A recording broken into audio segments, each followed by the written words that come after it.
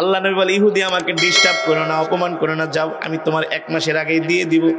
আল্লাহ নবী হাঁটা শুরু করলেন, পিছন থেকে ইহুদি আমার নবীর জামার কালার ধরে এমন জোরে টান মারলেন, রহমাতুল্লিল আলামিন দাঁড়ানো অবস্থায় থেকে মাটিতে পড়ে গেলেন।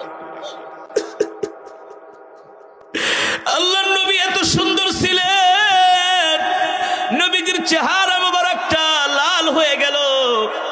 যেই জায়গার মধ্যে জামায় টান দিয়েছেন মনে হয় ওই জায়গায় রক্ত জমাট হয়ে গেছে। এই দৃশ্য দেখা কি হযরত ওমর কি দাঁড়ায় থাকতে পারে নাকি? হযরত ওমর তার তরবারিটা কোষ থেকে বের করে, খাপ থেকে বের করে ইহুদির গলায় ধরে বলে, ইহুদি এত বড় সাহস, আমার সামনে তুই আল্লাহর নবীর জামার কালারে হাত দিছস, আমি তোর কল্লা ফালায় দেব, আমি তোকে আর বাঁচায় রাখবো না, আমার হাত থেকে তোকে কেউ বাঁচাতে পারবে না। আমার সামনে আমার নবীকে অপমান করস। আরে আমার সামনে যদি আমার নবীকে অপমান করস, তাইলে আমি ওমর কালেমা পড়া মুসলমান হইয়া লাভ কি হলো? জানোস না কার বেটা তোর সামনে দাঁড়ানো? খাত্তাবের ছেলে তোর সামনে দাঁড়ানো। এত বড় সাহস, তুই আমার নবীর গায়ে হাত দিছস। আল্লাহু আকবার। ইহুদির কল্লার মধ্যে তরবারি ধরে আছে। আল্লাহর নবী দূর থেকে তাকায়া দেখা আয়েশা উল্টা আল্লাহর নবী হযরত ওমরকে ধমক মারতেছে। সুবহানাল্লাহ। এ ওমর, সে হলো পাওনাদার, আমি হলাম দেনাদার।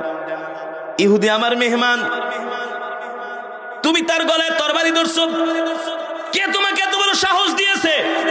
তরবারি নামাও।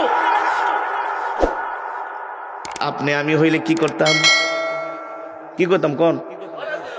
হ্যাঁ, আপনি আমি হইলে করতাম, দূর হুজুর, আপনার লেগে আইছি, হের লাগে মারামারি করতে, আর উল্টা আপনি আমার শাসাইতেছেন। জান, আপনার লাগেই থাকুম না। আমি আপনার জন্য আইলাম, আপনার পক্ষ হয়ে আইলাম, তার সাথে তাকে তরবারি ধরার জন্য, আর আপনি আমার উল্টা ধমকান না। যেমন নবী তেমন সাহাবী। হযরত ওমর চুপ করে আছে, হযরত ওমর চুপ করে কান্না করতেছে। আল্লাহ নবী বলে, ওমর লিমা তাবকিয়া, ওমর কাঁদো কেন? ওগো নবীজি, আমার সামনে আপনার জামার কালারে ধরে টান দিছে, আমি ওমর সহ্য করতে পারি না, অনুমতি দেন, আমি ওর কল্লা ফালায় দেব। আমার সামনে আমার নবীর গায়ে হাত দেয়, আরে আমি ওমর বেঁচে থাইকা লাভ কি? আল্লাহ নবী বলে, ওমর সাবধান, আমার মেহমান অপমান করবা না, মাপ চাও। কাকে বলতেছেন মাপ চাও? যাকে বলা হয় মিজাজে ওহী। আল্লাহু আকবার।